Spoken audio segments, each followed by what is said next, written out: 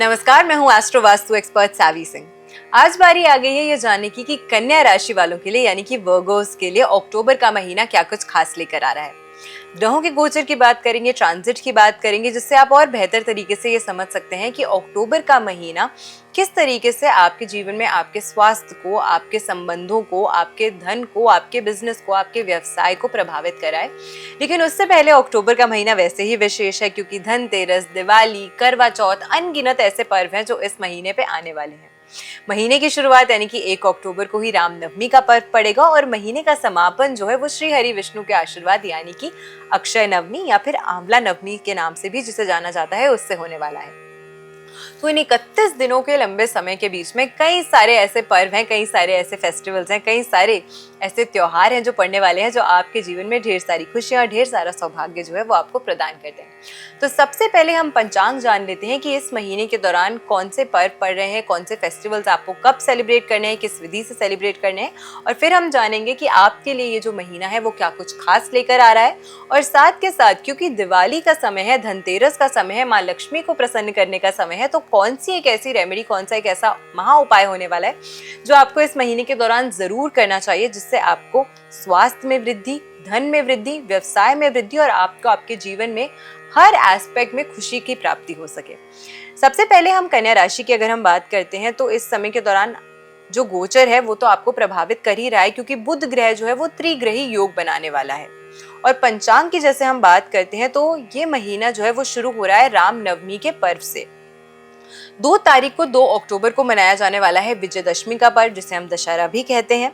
8 अक्टूबर से शुरू हो जाएगा कार्तिक मास का समय और ये महीना जो है कार्तिक मास का वो 5 नवंबर तक रहने वाला है। और इस समय के दौरान अगर आप नियमित रूप से अपने घर में तुलसी माँ की पूजा करते हैं, तुलसी मैया की पूजा करते हैं, तो उससे आपको बहुत ही अच्छा लाभ अपने जीवन में देखने को मिलता है। करवा चौथ का व्रत, करवा चौथ का महाव्रत होगा 10 अक्टूबर को और अहोई अष्टमी 13 अक्टूबर को मनाई जाएगी। धनतेरस का पर्व है 18 अक्टूबर को, तो इस दिन आप धनवंतरी जी, कुबेर जी और माँ लक्ष्मी इन तीनों की ही पूजा अर्चना करके और साथ में प्रथम पूजनीय गणपति जी की आराधना करके आप अपने जीवन में ढेर सारी खुशियों और सौभाग्य की प्राप्ति कर सकते हैं।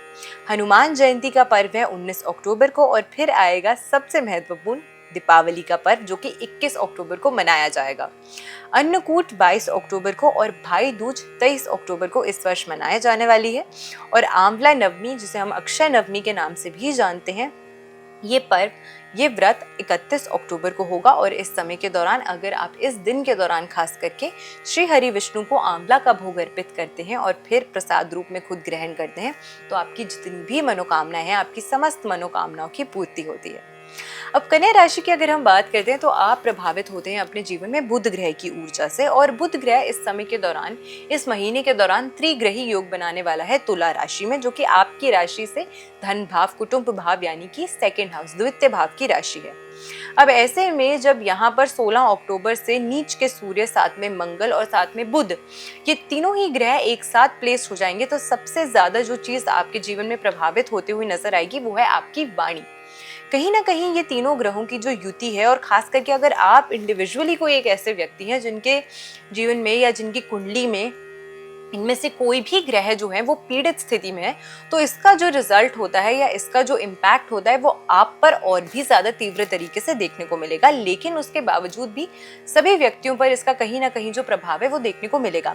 धन कमाने के कुछ नए अपॉर्चुनिटीज, कुछ नए अवसर आपको जरूर प्राप्त हो सकते हैं, लेकिन इसी के साथ अपनी वाणी पर खास करके नियंत्रण रखने का भी प्रयास आपको इस समय के दौरान जरूर करना होगा। देवगुरु बृहस्पति की अगर हम बात करते हैं तो 18 अक्टूबर तक ये रहने वाले हैं मिथुन राशि में और उसके बाद अपनी उच्च राशि में ट्रांजिट करेंगे, जो कि आपकी राशि से अगर हम बात करें तो दशम और साथ में एकादश भाव, इन दोनों ही भावों को प्रभावित करते हुए नजर आएंगे।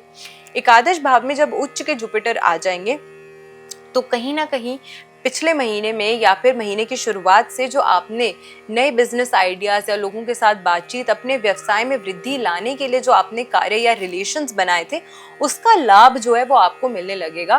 तो ये महीना जो है खास करके आपके व्यवसाय वृद्धि के लिए एक बहुत ही अच्छा समय साबित हो सकता है। शुक्र की अगर हम बात करते हैं तो 9 अक्टूबर तक सिंह राशि में और उसके बाद ट्रांजिट करेंगे ये कन्या राशि में, जो कि आपकी राशि से अगर हम बात करें तो एकादश और 12वें भाव, इन दोनों ही भावों को प्रभावित करने वाले हैं। शुक्र ग्रह की अगर हम बात करते हैं तो 9 अक्टूबर तक सिंह राशि में और फिर कन्या राशि में ट्रांजिट करेंगे, जो कि आपकी राशि से अगर हम बात करते हैं तो 12वें भाव और फिर आपकी ही राशि यानी कि आपकी लग्न राशि को प्रभावित कर रहे हैं। और ये दोनों ट्रांजिट भी जो है कहीं ना कहीं आपका इसका इम्पैक्ट जो है सबसे ज्यादा वो आपके स्वास्थ्य पर ही, आपकी मेंटल और आपकी फिजिकल हेल्थ पर पड़ने वाला है।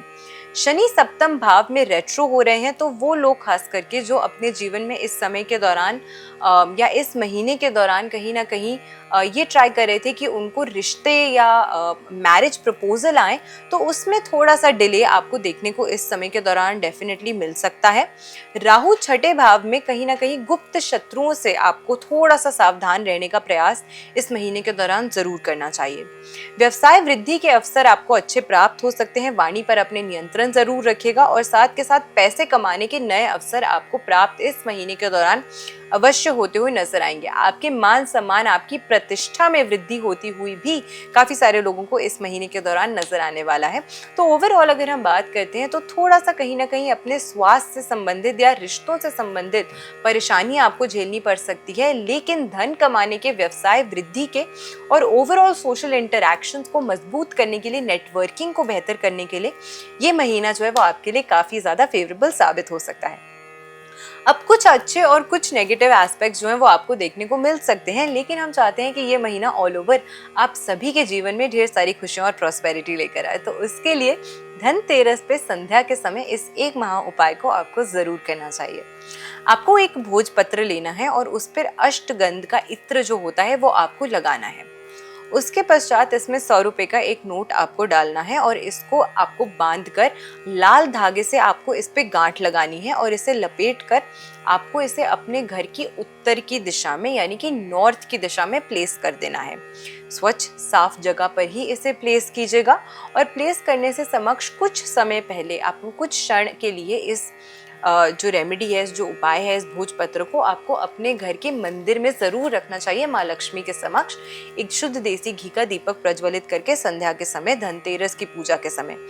इस तरीके से अगर आप इस रेमेडी को करते हैं तो आपको आपके जीवन में ढेर सारी नई अपॉर्चुनिटीज जो है वो प्राप्त होती हैं, मेंटल क्लैरिटी आपको प्राप्त होती है और साथ में साथ क्योंकि नॉर्थ की जो दिशा है ये बुध ग्रह की ही दिशा मानी गई है, जो कि आपके राशि की अगर हम बात करें तो आपकी राशि के स्वामी ग्रह भी हैं।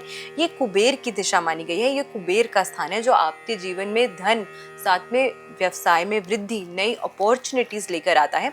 तो इस रेमेडी को अगर आप अच्छे से करते हैं धनतेरस के दिन तो आपको बहुत ही ज़्यादा लाभ अपने जीवन में देखने को मिलता है। तो मैं आशा करती हूँ कि आज की वीडियो आपको पसंद आई होगी।